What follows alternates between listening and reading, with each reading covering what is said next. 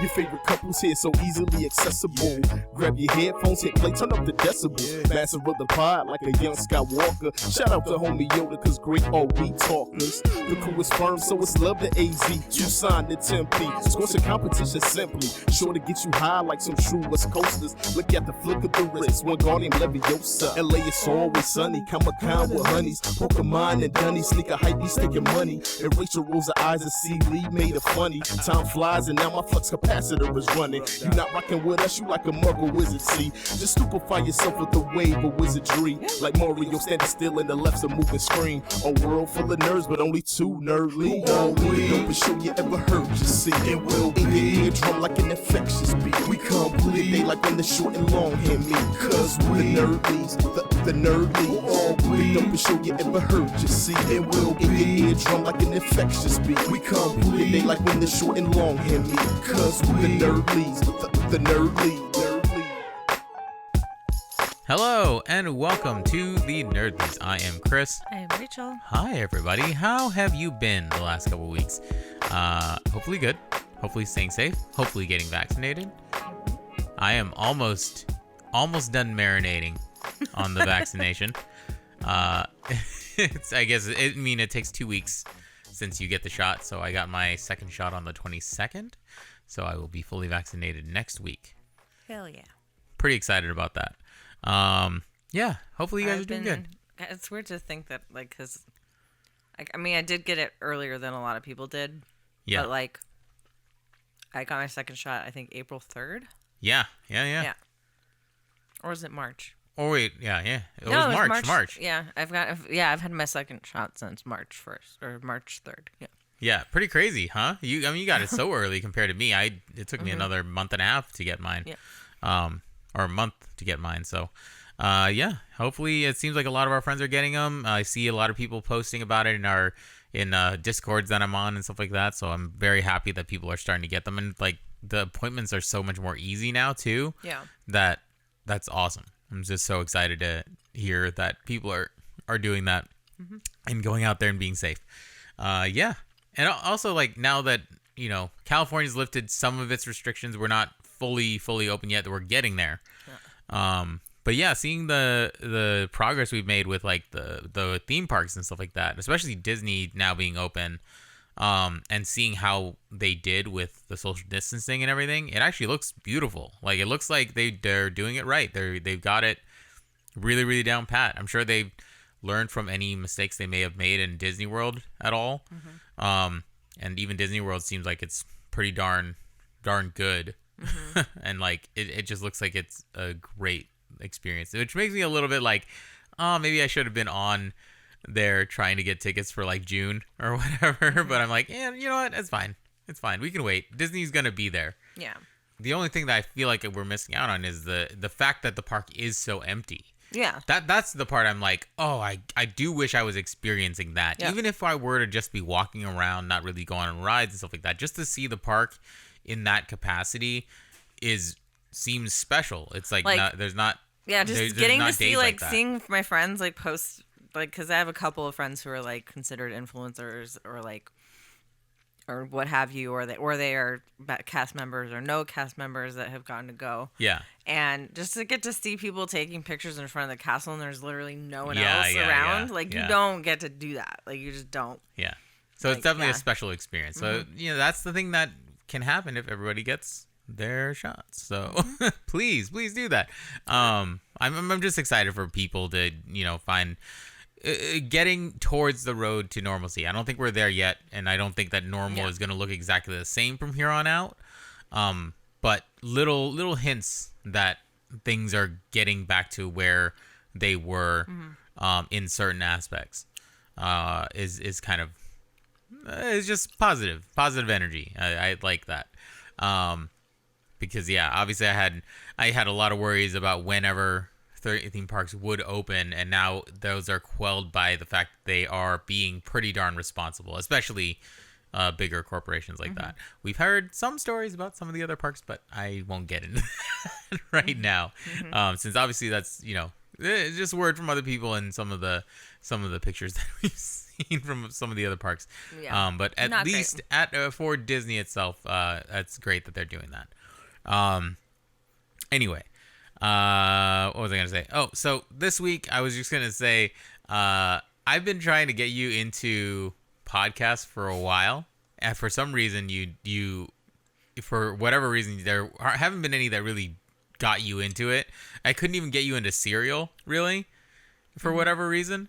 But you finally found a podcast sort of thing that you like. Well, I think what you need to specify that you've been trying to get me to listen to like murder podcasts with you. Well, yeah. Not just podcasts. Well, I tried to get you to listen to Dollop a little bit. You listen to Dollop with me and stuff like that. I think I just got burned out on podcasts for a while. Yeah. In general, because I did a lot of audiobooks, I did a lot of podcasts, and then like we do a podcast ourselves. Yeah. So yeah, I tend to get burnt out on them. Like I really did love I love Invisibilia. Yeah. Like I don't know if they did another season of that. I would definitely love to watch. I think they still have. Yeah, that's still going on. Going on. Yeah, that's the only one that like I will like. Well, I usually end up binging that. Because it's hard. Like it's hard to wait because they do such really well researched like things on like really cool like sociological and psychological issues and stuff like that. But yeah, like I don't mainly like, yeah, for some reason, like, I don't know if it's just because of, I mean, I don't know, this chick goes into a lot of detail too, but like, I think I just like the way she presents the stories. But, I just randomly, like, I know you probably know, like, or you've had this happen where you're on Facebook and like you click on someone's video and then once it stops, it like will start auto playing another video because they're trying to be like YouTube now, where they're like, "Oh, we've got you here. Why don't you watch this thing?" And so the other day, like I just I watched something and then this chick's video pops up and she starts like basically telling like a murder mystery story while she's doing her makeup. And like I said, I don't know if it's just like because she's just funny. And she's also like very like knows her shit, and she doesn't like she's very like she knows the story back and front, and like just I don't know. There's just something very engaging about the way she tells it, but it's also very like kind of conversational in a way, and also just kind of is the way I would feel about something like that if I was doing. She has fun commentary. Yeah, so. Essentially, I've started to get into this chick doing like real crime stories, and I'm obsessed. I'm watching it a lot. What is her name? Bailey Sarian. Yeah, but she has a very interesting. I was telling Rachel like watching her videos is super interesting because she's obviously doing makeup as she presents and the story. It's not like a tutorial. She's just literally doing her makeup. She basically says, "I'm just gonna do it like," which like I do the same thing. Like I kind of like. Just listen to things in the background while I do my makeup, or I like talk to Chris while I'm doing my makeup, like because sometimes it is like it's a ritualistic kind of thing for women, and it's just like something we do every single day, and so it's like a process. And she does a lot more than I do in terms of like concealer and makeup and stuff like that, which some people do. I just like I don't have the patience for it, and that's why I just take a shit ton care of my skin, so I don't have to spend all this money on like really expensive like concealer and stuff. I mean, some of them are amazing and they do great things, but I cannot fucking afford them. Like, can't. Yeah. And obviously she's getting sponsorships and stuff, so she's probably not paying for like half the shit she that uses now. But it seems like she got like within a year span, she went from like she just started randomly doing it. And she does a really good job on her makeup. She's really pretty. And so I'm sure the thumbnails like get her a lot of views and stuff. But like I think she said she went from basically like having like a couple thousand to 25K, and now she's at 5 million. That's and awesome. Like within a year, I think. And you know what? Like, her presentation style is very, very good. She's very well researched. And what I was saying before, so she's doing her makeup. I think she might have like. I mean, maybe not photographic memory, but it seems like she's just extremely good at absorbing the information and being able to regurgitate it in like a conversational way. Yeah, like it's a very natural presentation style, which I'm like that is very rare, even in podcasts that I listen to. Like I listen to My Favorite Murder, I listen to Dollop, but they have scripts that they've written for themselves to read out, and all that stuff. So they're not taking in the information in such a way that, I mean, I think the guys from the Dollop kind of do, because they do some extra research and all that stuff, but they are reading off of a page for the most part. For her, it does seem like she's just saying it from memory, which is incredible to me. Yeah, because I think she says like she researches these, so she looks at like multiple different websites of who's reported the story, and she looks into like theories and like tons of stuff. Like, yeah, she definitely takes a long, like probably like her entire week. She just compiles like these articles and stuff like that. Because, like, she even says sometimes, like, she's like, oh, I read this one article on this one website, and the people commented this, that, and the other thing. So, like, I think she's watching, like, other videos and, like, things and just, like, absorbing as much of these stories as she can. But, yeah, it's just really interesting. And then, she kind of gives her take on it. And, like... Yeah. And, yeah, it's just, like, kind of fun and intriguing and...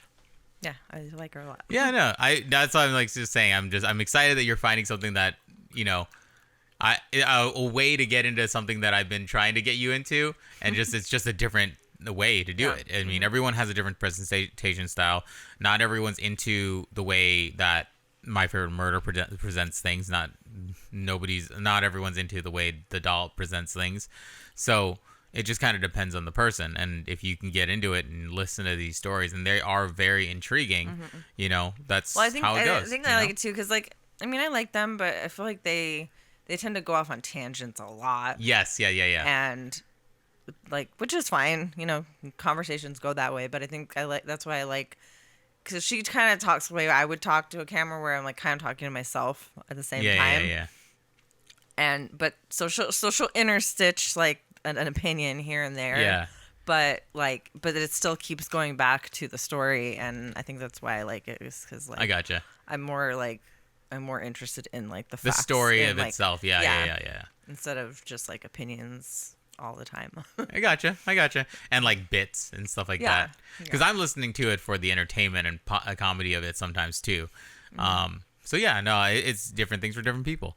So I'm glad that you're able to see that. And if people would want to watch it, it's Bailey Sarian on YouTube. I'm sure she's on other platforms and stuff too, Facebook and stuff like that. But yeah, it's like, she always says it's murder, mystery, makeup Mondays. yeah. So every Monday she's posting something. So almost every Monday. She said sometimes she doesn't do it every Monday. When she's got stuff going on. And then I guess she does, like, just her normal, like, life on Saturdays. Oh, interesting. So, yeah. Interesting. All right, cool. Mondays and Saturdays. So I wanted to talk about a couple of little Marvel news things. Obviously, the end of this show, we're going to talk a lot about Falcon and Winter Soldier, last 2 episodes, and the whole series in general. So listen through for that. If you have watched that, we're not going to do any spoilers for that until we go to the end there. But I did want to talk about two big things. One, most recently, there have been some set pictures. I don't think you've seen them yet, but I saw them. And if you know the character Ms. Marvel, she is coming to the MCU as a series for Disney Plus, and there have been some on-set pictures from I guess somebody who wandered onto set or saw it from a distance, that of the costume, which is amazingly comic accurate. Pretty much what you see from, if you've seen who Ms. Marvel is in the comics, you know that costume. Obviously a little bit adjusted for realism, but it's pretty much that exact costume. I'm of two opinions about it. Really, really cool that costume is accurate, because they've just been killing it lately with accurate costumes. There was also a picture of Hawkeye's costume for the Hawkeye series that just came out too. And all of them, it's amazing that Marvel has gone from this, like, adjustment period of, like, okay, let's make them kind of realistic, give them homages to the original costume or whatever, but make them realistic, whatever, padded, whatever things and stuff like that. But now they are really leaning into being like, okay, let's just go comics. Let's go. Let's get those colors in there. I mean, make it bright as possible. People fucking love it, man. Yeah. Like, that's the way to eat it up. The other opinion I have is, I kind of wish I didn't see it. Solely because I like I mean, it wouldn't have been that much of a surprise that it's comic accurate. So I'm not bemoaning the fact of that. But it does rob me a little bit of the joy of being like, oh God, they actually did it. They went that route with the modern Miss Marvel costume and stuff like that. So I'm just of two minds about it. I always think, the great thing about entertainment media is that it's like everything's covered and we're getting so much stuff about it. But the bad thing about it, entertainment media, is we're covering literally every little step, and all these things leak, and it's like It's really frustrating, and I think Screen Crush is, in my opinion, the worst. Yeah, Screen Crush has a lot. They're like the absolute worst for spoiling shit, because they will put out an article about some of these shows were coming out at midnight, and they're posting it like fucking 6 a.m. that morning, like a fucking picture of like one of the most important pieces of information on the show, or like some screenshot, and you're just like, fuck, well, now like I fucking like just ruined it. Thanks a lot. Thanks a lot. Like, did that shit with The Mandalorian. Yeah. There was something that you saw. I think they spoiled Bo-Katan for me, I believe. Yeah. In one of the it was in one of the Clone Wars episodes. Like it was one of the last 4, and I was really hoping for Bo-Katan, and then I fucking saw her in the trailer. I was like, God damn it, fucking thumbnails! Like, I hate it. Yeah, it's just everyone wants to be first, and I get it. Like it's the thing that gets you clicks, it's the thing that gets you the traffic that you need. But man, I just I do wish for a time where like people can be a little more responsible with like especially visual and all that stuff, especially since everything's just such a visual medium. I mean, it makes it tough. Like it's hard to be responsible entertainment journalist, because it's entertainment is all about getting those clicks, and you're trying to entertain your audience, and you want to get those people to come to your thing to view it as quickly as possible. And I'm sure we've been guilty of it too somehow. I don't know, saying something, but that's the only thing. The other note for Marvel was that the trailer that I've been waiting for months now, since I knew that they stopped filming or finished filming, was they finally showed the Shang-Chi trailer, and it is incredible. I am just so happy. Like, obviously I didn't know anything about Shang-Chi at all. Like I never read it up until this last year. I finally bought it because I saw it got announced. It's an Asian like superhero. I am like just so, I mean, obviously happy Asian American Pacific Islander Heritage Month for everybody. Just letting you know, month of May. But like I was just so happy that we were gonna get a movie with a character that was all that, and I started looking into who he was and all that stuff, and that they had a modern series. I started reading the modern series. That's really, really good. Obviously the old series, a little bit problematic, but it's a cool character in any case. And seeing it visually, I'm just like, oh my God, it looks so freaking good. The fight scenes look incredible. Simu Liu looks great. Aquafina looks funny as hell as always, and Tony Leung is a fucking icon in Chinese cinema. So I am just so excited to see everything. What did you think of the trailer? I think you probably had the same. Yeah, it looks really awesome. I'm really excited to see it. And it's gonna be interesting how they fold in the whole Mandarin storyline of it, because obviously we had the quote unquote Mandarin in Iron Man 3. That's polarizing. There was a one shot that kind of deals with the fact that he's not really the Mandarin and all that stuff, but like it'll be interesting to see how that all folds out and weaves into the entire storyline of the MCU. I'm super excited. I'm already, I posted it on Instagram, but I'm like, I have to have that costume now. I have to do it. I gotta work out a little bit more, beef up a little, and I gotta get my dad to cosplay with me, because my dad kind of looks like Tony Leung a little bit, not like perfectly, but yeah, he's got a little bit of the look. He does. I think he can do it. He definitely dressed like that in the 70s. That one power suit that he's wearing into the gambling hall in the trailer. I don't remember. My dad had that suit for sure. There's no doubt in my mind my dad rocked that suit back in the day. That like double-breasted like power suit that was popular in the 70s. So I'm super excited. I can't wait to see that movie once it comes out. Like that's gonna be just a tentpole one that that one, since obviously it's still a little bit like I'm not sure if I'm ready to go back to theaters yet, even though I'm vaccinated for whatever reason. I'm just not mentally there yet. But by the time that movie comes out, that's going to have to be a theater experience for me. There's no way that I'm going to want to watch that at home on Disney Plus. I want to watch it in a theater and experience that with a crowd. Sucks that ArcLight went out. Like, yeah, that's a big news story too, because ArcLight was is our favorite movie theater out here in LA. Like they're so like it's a little more expensive, but like they keep everything so clean. Yeah, and like I love that you can pick which seats you want, and they're actually reserved and shit. And like, yeah, I'm upset. Yeah, I mean, and it was definitely one of the better movie experiences out here. Hopefully, somebody buys them and still keeps that kind of spirit to it. But we'll see. We'll see how it goes. Once that comes around, and I'm just hoping that we get to have that experience in a theater with a crowd and with everybody who's excited for that movie. Yeah. That's all I had to say about that. I was just super excited about it. And on that note, because I was saying it's, Asian American Pacific Island Heritage Month. This last month we were streaming. I think I posted about it pretty much every day about certain streams and stuff like that. We posted into Discord and stuff like that.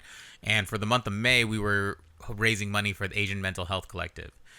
And I had set a goal for $500. We put in $100 of our own money into that. So, with the generosity of our community and like an insane raid by YouTuber Gus Johnson, which I was not expecting. He totally picked me randomly, and his community was lovely and came in and donated an extra $250. We donated $800 to the Asian Mental Health Collective. That's awesome. So $300 over our goal. Plus, we're donating $100 to the Asian American Justice thing. It was one of the Justice or Defense is like a the Justice and Defense League. Yeah. So we're gonna donate $100 to that, and then some more money from our merch that we launched with our friend Hoodie Hannah, the Simp Bait merch. And that was the same one that I did for my birthday. Yeah, and you raised, I think, $250 for it there. So we're over $1,000 raised for Asian American charities and stuff like that. So just been a very interesting and good time to, raise money for those causes. So I thank everyone out there for visiting the streams, like donating if they could, and, promoting it out there and all that stuff. So I just wanted to say that, because the amount of support we've gotten has been very, very good, and I thank every single person. And if you want, please join our Discord. I'll put the link in on the YouTube page or like on our pages. Come chat with us and stuff like that. Anyway, that fucking raid was crazy. I posted a clip of it, and I'm still like I can't believe that. Told me I was like 600 people. Holy shit! Yeah. And then that was an understatement actually, because I was looking back at the thing, and it was like he rated two of his friends rated, and so it was like almost over 800 people at one point, and a lot of them stayed actually to hang out and watch me play games, which was weird. They enjoyed it enough. That's good. Good, trying to make the presentation nice for people. But yeah, that's all. On the gaming tip though, we did play a game together, which we've never played a platformer together. No. Ever. We usually play point and click games, adventure games together, figuring out puzzles, that sort of stuff. But this one, you saw, we talked about this I think before. You saw this trailer and you were like, we have to play this game. And it's the same creators of the game Brothers and the game A Way Out. And it's called It Takes Two. How did you feel about it? Like we loved the trailer, so we wanted to play. We played it on stream.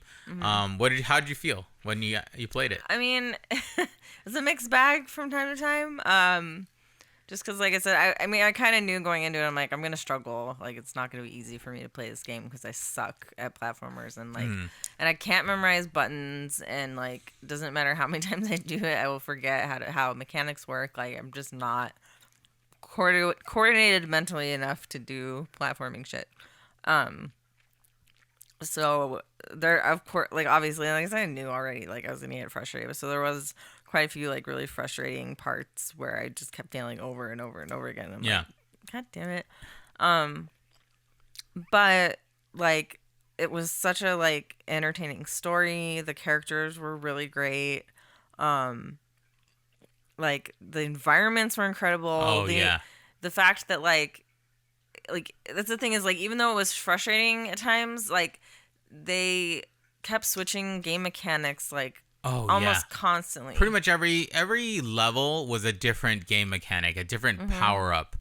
Yeah. And, like, and that's the thing is, like, we could play it again, like, as the reverse characters. Yeah. And, like, it would be a totally different experience yeah. because, like, there's things that, like, you got to do that I didn't get to do. Yeah. And, like, yeah, it's crazy. And there's so many, like, so it's just such a, like I said, it's so cool that there was these, like, environments where you can explore and, like, each separate, like, environment, like, there was, like, her room and, like, the garden and the atrium and, like, their attic with, like, albums and cushions and the toy one was amazing. It's all beautifully designed, so detailed and good. It just like someone said, like, it looks like a Pixar film. Like, it really does. It looks like a DreamWorks or a Pixar movie because I actually ended up.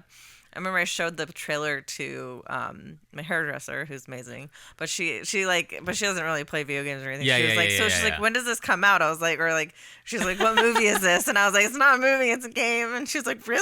I was like, yeah. I was like, I know, it totally looks like just an animated movie, and like.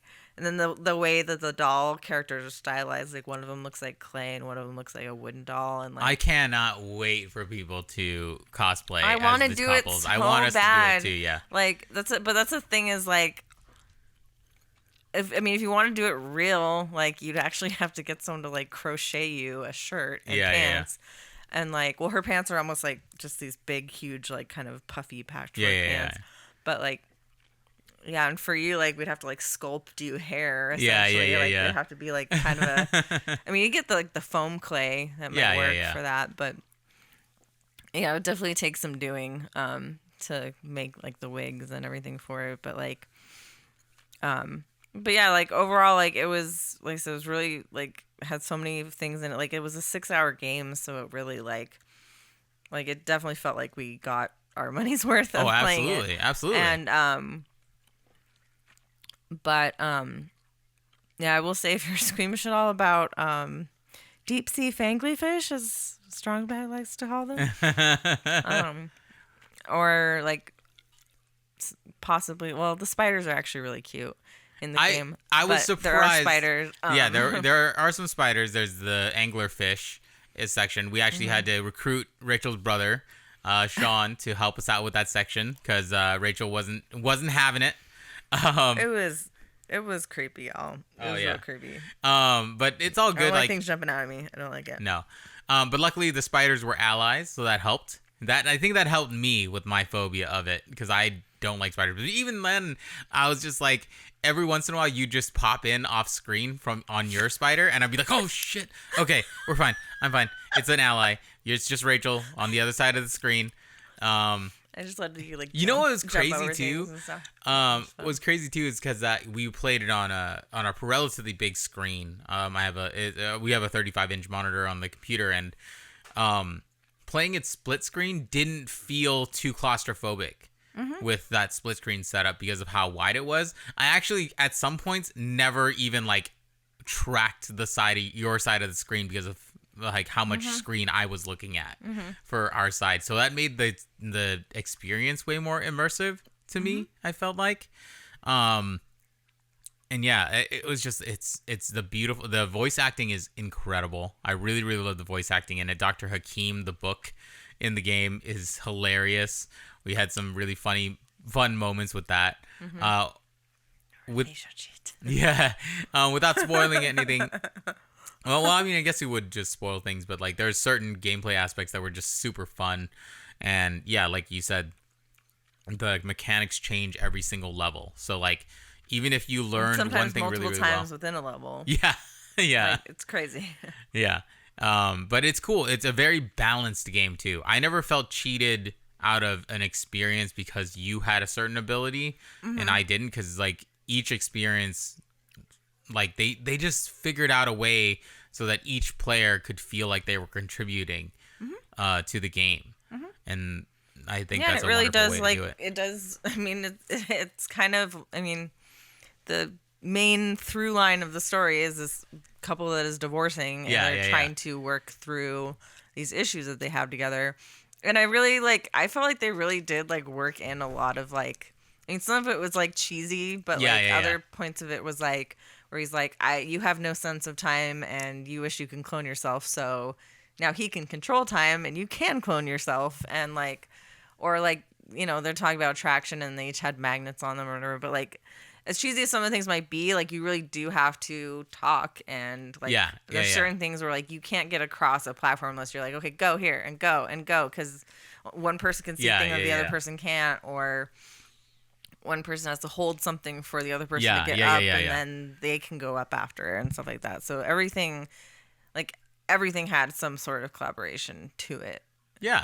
And that's why we kept calling it couples therapy, the game, because it literally is. Like, I've been enjoying watching other people play it, because, like, watching people interact and figure out how to do something, and, like, seeing them work together and get that, like, hit of serotonin when they're like, oh, this is how we do it. I got to do this. You got to do this. Like, that's super fun.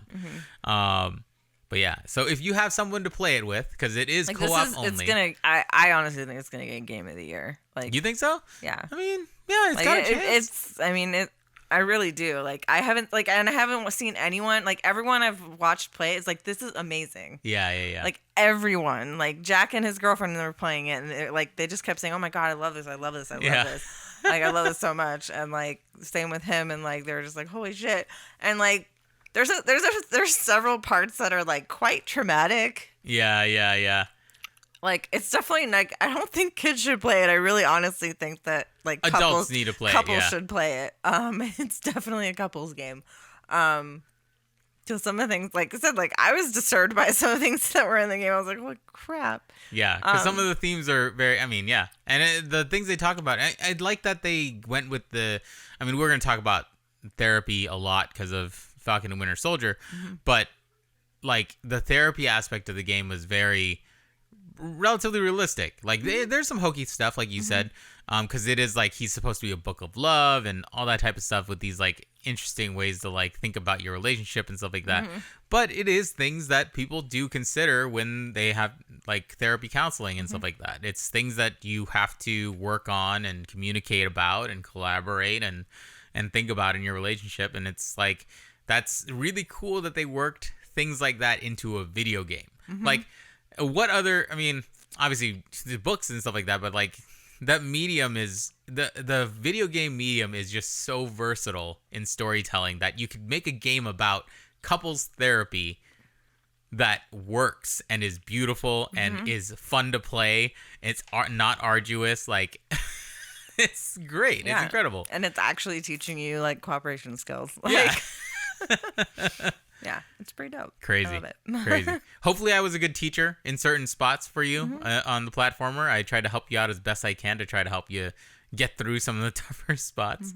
I'm also not a great platformer person, but it's fine. I'm getting better.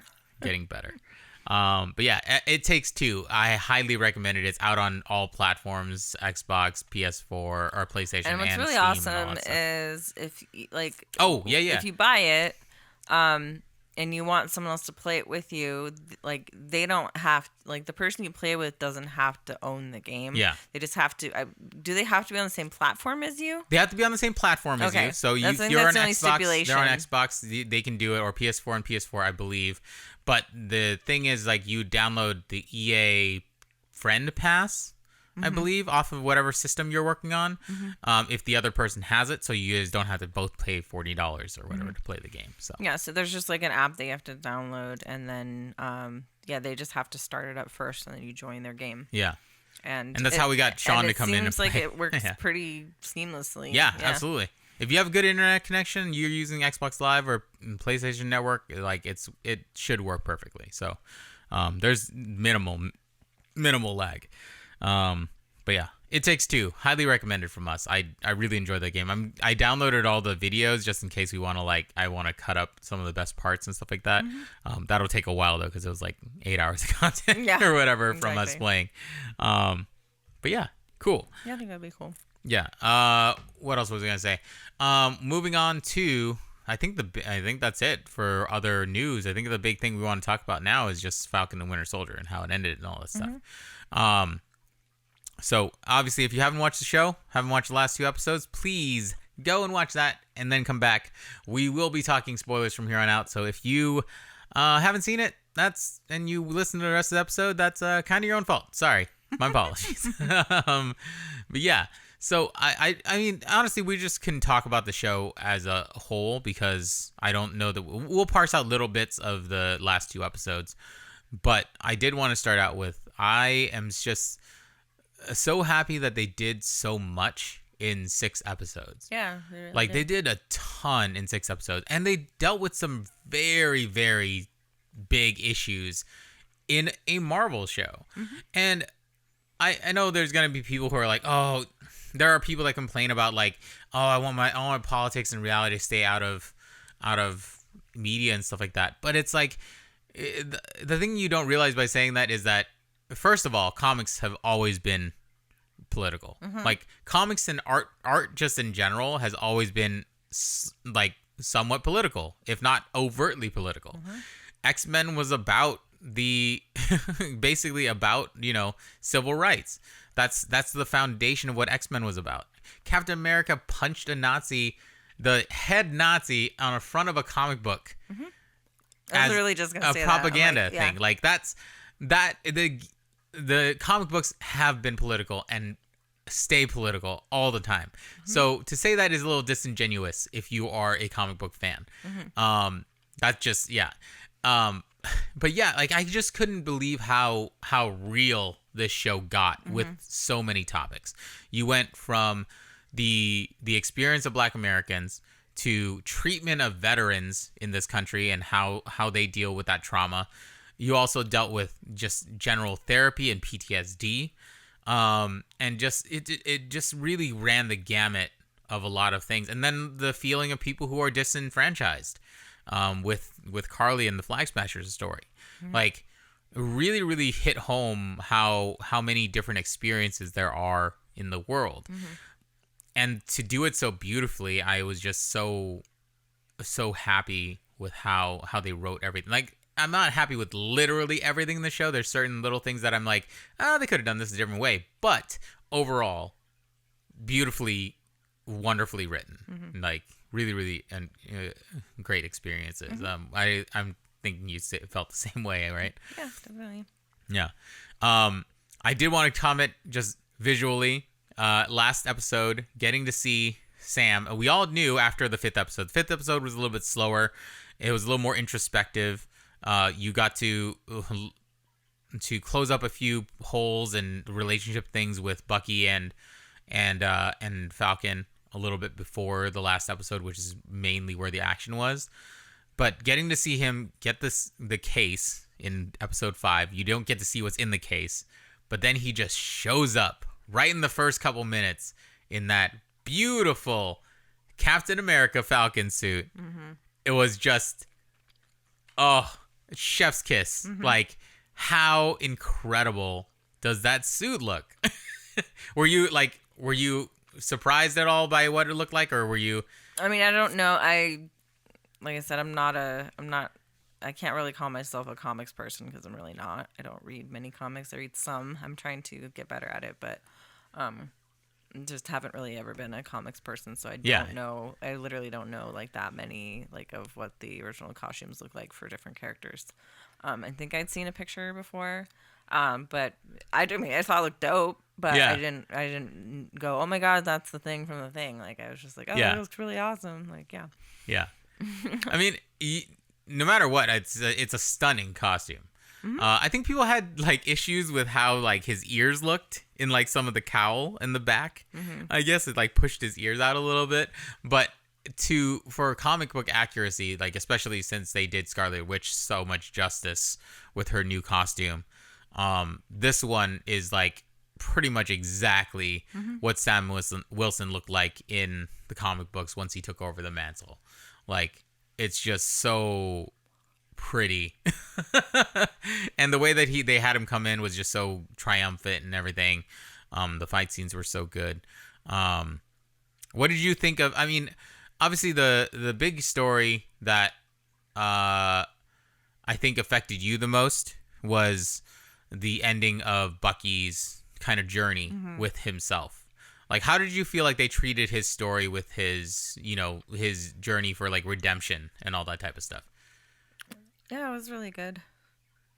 Yeah, and you were, I mean, I know just from obviously watching it with you, like the scene with him actually getting to finally come to terms with what he did, and I think the talk that he has with Sam in that 5th episode was so important to get him over the hump of like rather it being a redemption just for him and his or for like the other people instead of like in service of other people. He needed the redemption for himself, right, and to forgive himself. And I think the scene with him talking to, I think, Yori at the end, I think his name is Yori. I'll look it up, but yeah, that episode, that interaction at the end really, I think it seemed like it affected you quite a bit, because I think that was one that like you caught on way earlier than I did for whatever reason at the beginning of the season, where that he killed I think just his son. That whole scene was very disturbing to me. Yeah. And so that his face kind of burned into my memory, and then as soon as he said, "Oh, my son died at this," or whatever, I think I forget what he said, like at a consulate or something like that. I just like I said, I felt like I'd just seen that scene, and so I think it was at the beginning of the episode. Yeah. So I immediately was like, "Oh, that was his son," and like, and so yeah, I don't know why I didn't and, I didn't make the connection for a little bit. Even just from that, I kind of knew like somewhat where they were going with it. But yeah, and then like him like going to see him and seeing the picture in the background and stuff like that, like I don't know, it's just yeah. You don't have to like yeah, it's fine. It's just it was a effective scene. I think that they did it justice. They did it in a way that wasn't like hokey where he was like, "Oh, I forgive you." It's just it leaves you with the feeling that they both got what they needed, right? And no matter how much it hurt, they both needed the closure of that conversation.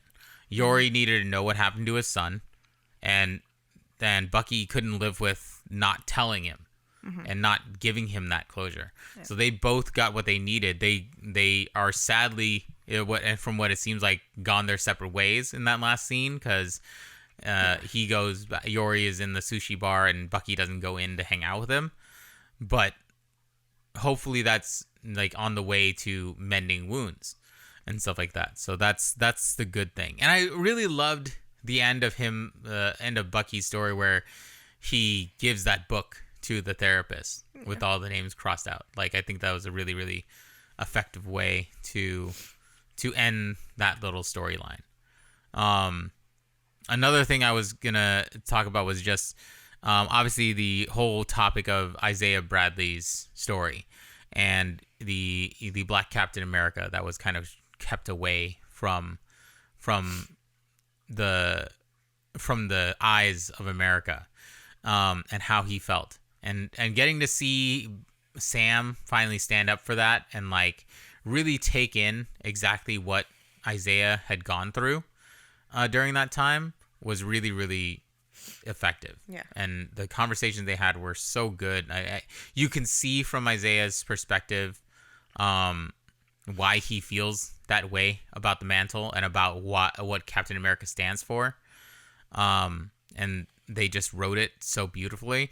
And then by the end of the episode, you get to see what Sam does for him and puts the statue in the museum and everything and makes sure that no one forgets him, but doesn't ask any more emotional labor out of Isaiah. Like, he does it in his place and for him, rather than making Isaiah have to go out and petition for himself or whatever. Like, that I thought was really, really beautifully done. The one thing that I would say, like, the one thing that I would say was like a little bit weird, and I think we've all kind of felt this way, was I think is the most controversial part of the ending of the series, was Sharon Carter, her stuff with being the power broker. Yeah. Obviously we talked about this before. I wasn't sure. I didn't think that she was. Yeah. I thought she was either working closer to the power broker than we thought, or it was just kind of a red herring thing. Mm-hmm. What did you think about that reveal? Like, did it feel anticlimactic to you, or were you just kind of like, whatever? I mean, I kind of saw it coming to an extent. Yeah. But yeah, like, it just seemed kind of weird to me that they went through, like, the whole, like, you know, trying to make her a, like, redeeming character and, like, all this stuff through all the other movies and things like that, and then to just, like, make her a villain at the last minute was just kind of weird to me. I don't know. Yeah, it was a strange ending, because you don't know really. I mean, yeah, like, you get the motivation of her having to do things outside of the law because of her being kind of abandoned by what the Avengers have done and all that type of stuff. But to make her full turn to being like a villain and, like, you know, maybe anti-hero type character seemed a little bit weird. I felt like maybe it's something with, like, I know, because there's certain things that I've heard that certain things in the story had to be rewritten because there were characters that were supposed to be introduced in Black Widow before this series came out. Okay. That had to be either written out or written around. So I wonder a little bit whether the Power Broker stuff was a victim of that. Possibly. But, you know, it leads to more questions than answers, and then it's going to lead to maybe implications in other series. Like, everybody's thinking Secret Invasion, or like possibly seeing the Dark Avengers or Thunderbolts sort of thing, which would be intriguing. Mm-hmm. I think there's a complicated conversation around U.S. Agent that needs to be that is being had around, like, social media around the show, because obviously I think we both were like, by the end of episode 6, we're like, is he, like, redeemed really, or, like, not really, you know, because he's done some shitty stuff, and then he's, like, now kind of like a happy-go-lucky character, or, like, seemingly, like, with almost no consequences. Which I don't know, you know, it seems a little odd. I don't know. How did you feel about that? Yeah, I don't know. I mean, yeah, because, like, I couldn't decide whether or not I wanted him to, like die or not, I guess. Or, like, yeah. Or, like, there was something with him with the bus or whatever where he was trying to save them, wasn't he? Yeah, he kind of tried to save the truck when it was falling over, when Carly tried to throw it off of the thing. So that was kind of a redeeming thing. He decides to try to save them in the truck. He just couldn't actually do it because he wasn't strong enough. But he makes the decision not to go after Carly to save these people in the truck, which is a heroic thing to do. But I think, you know, there's been some important conversations around it where like, yeah, he can do some correct things, and it makes him a murky character, but there is, like, some major character flaw in him. Yeah, for sure. With his PTSD, and, like, Wyatt Russell just did such a great job of portraying that character and his, like, social tics and, like, all that type of stuff. It just made it that much more compelling. So it's not like, I don't feel like he's redeemed, because I think he's still gonna do some really shitty things. I mean, and they've already confirmed that he's U.S. Agent, and that character just kind of rides the line the whole time anyway, so I kind of just assume that's what they're going for with him. So I think he's going to be kind of easily manipulated in a way. He has good intentions, which doesn't mean the fact that his benefactor is basically Madam Hydra. Yeah. So, like, yeah. I think he's still... I think they tried to give him a little bit of redemption, but he's definitely not like. I don't, it's like, yeah, I guess they just want to show that like he's not completely lacking humanity and like he has some sort of like some kind of moral compass somewhere in there but he has so much brainwashing from the military and stuff like that. Yeah. Yeah, and he has, it's come out with the serum. The serum has brought out certain insecurities that he has and all that type of stuff. Like, I did think it was really, really funny seeing him show up on the scene with his janky shield that he made for himself, and that shield immediately getting dented. Like, there was a little bit of like weird satisfaction in that because it's just so funny to see it immediately get kicked by a super soldier and it just has this big ass dent in it.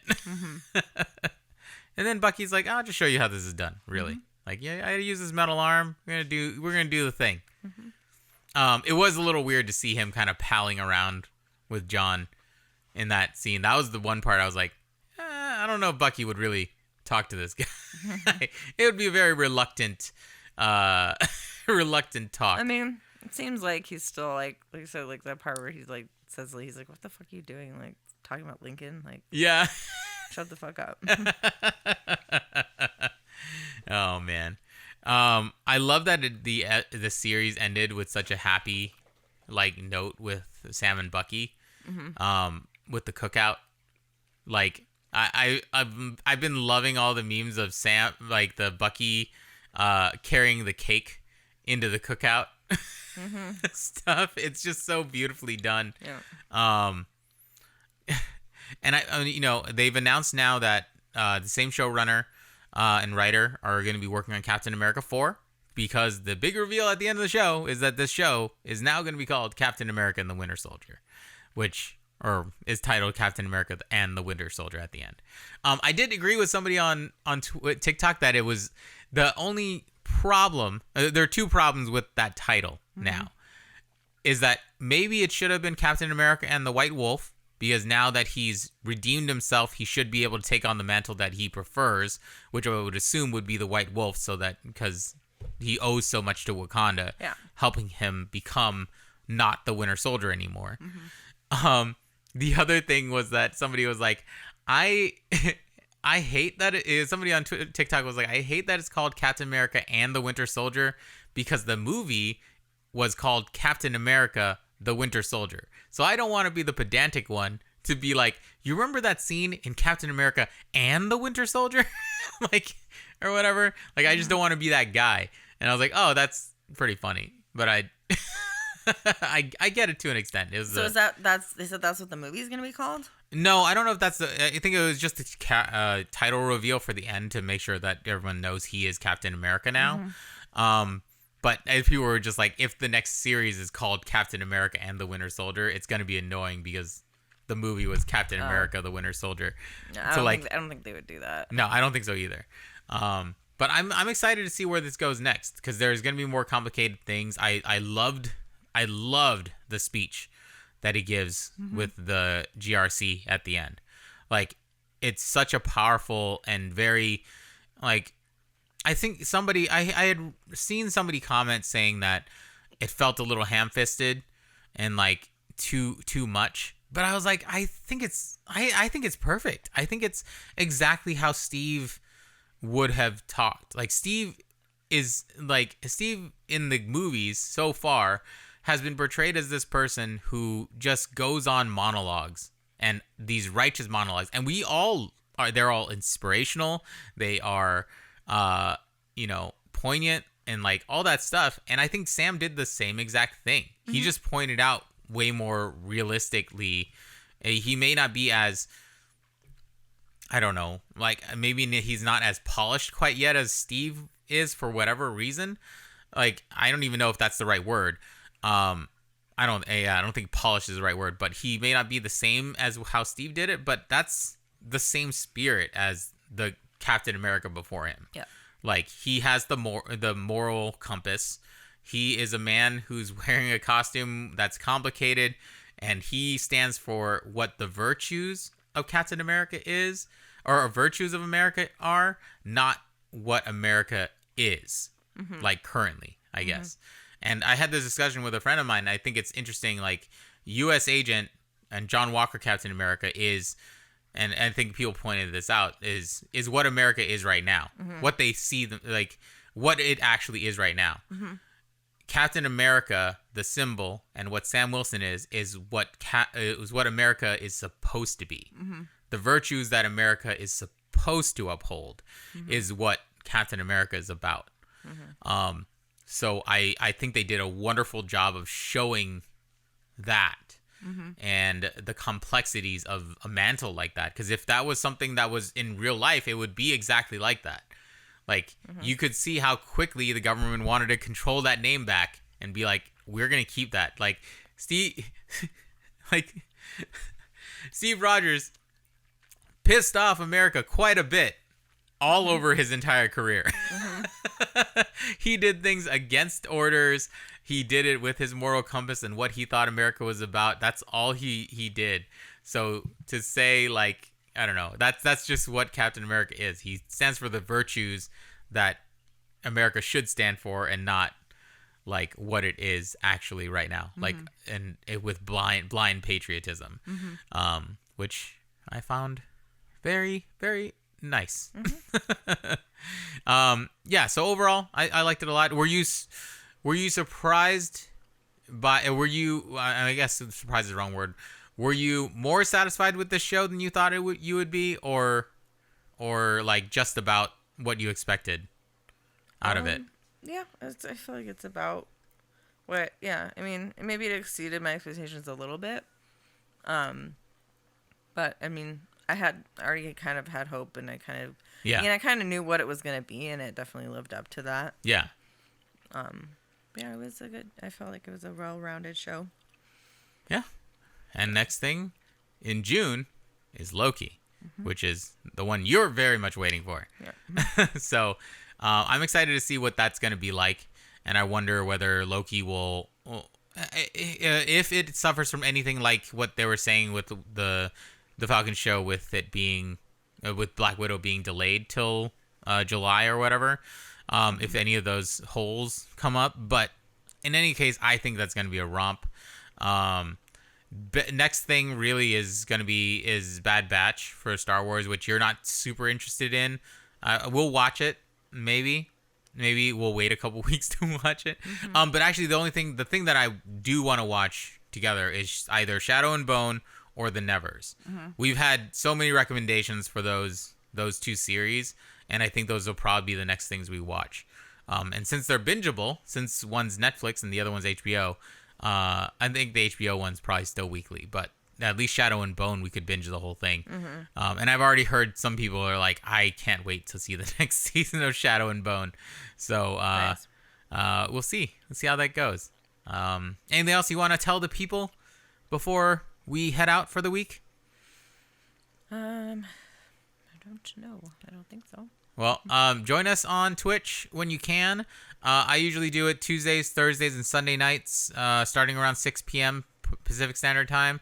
Rachel sometimes joins for like Thursday or for Wednesday, Friday, or Saturday streams. It's kind of a surprise because it'll just depend on our schedules and all that type of stuff and seeing how we feel. But yeah, if you want more information about that, follow us on Twitter or Discord. Go into the Discord channel and participate. And there's we always put our announcements in there for when we're going live and everything. So keep up with us there. I think that's it. Yeah. All right. Tell your friends you love them, and be safe out there. Go get vaccinated if you can. Be safe as possible. Still wear masks outside if you need to. Since I know a lot of places are relaxing restrictions, but keep yourself safe. You can still, it's still not over yet. It's not quite over yet.